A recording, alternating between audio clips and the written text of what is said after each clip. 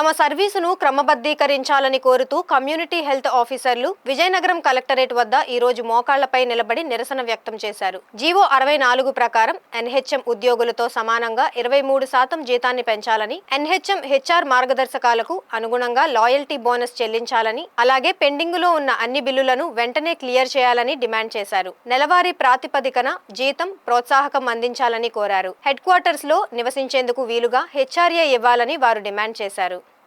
ఆయుష్మాన్ ఆరోగ్య మందిర్లో community health ఆఫీసర్గా work చేస్తున్నామండి. మేము జాయిన్ అయ్యి 6 years అవుతుంది. 6 years కంప్లీట్ అయింది. మాకు సెంట్రల్ గవర్నమెంట్ గైడ్లైన్స్ ప్రకారం 6 years కంప్లీట్ అయిన వాళ్ళకి రెగ్యులరైజ్ చేస్తారని చెప్పారు. కానీ ఇప్పటికి వచ్చి మాకు రెగ్యులరైజేషన్ పాలసీ అది మాకు అమలు లేదు. తర్వాత ఎన్హెచ్ఎం వాళ్ళు అందరి క్యాడర్ వాళ్ళకి 23% హైక్ అనేది ఇచ్చారు. కానీ మా కమ్యూనిటీ హెల్త్ ఆఫీసర్కి సింగిల్ రూపీ కూడా మాకు రాలేదు.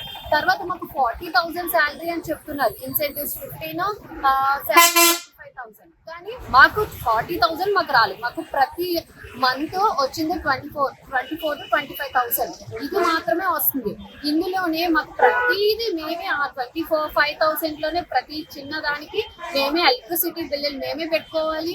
తర్వాత ఇంకా అంటే ఏ ప్రోగ్రామ్స్ అయినా సరే వాటికి మేమే ఖర్చు పెట్టుకొని ఆ ఫ్లెక్సీలని ఏవైనా మేమే చేసుకోవాలి. తర్వాత రెంటల్ కట్టుకోవాలి, ఎలక్ట్రిసిటీ బిల్స్ ఇవన్నీ మేమే ఆ 25,000లోనే మేమే అన్ని చేసుకోవాలి.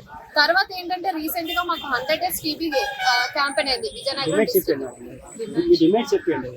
మెయిన్ ఏంటంటే మా డిమాండ్ రెగ్యులరైజ్ చేయాలండి 6 years కంప్లీట్ అయిన వాళ్ళందరికీ.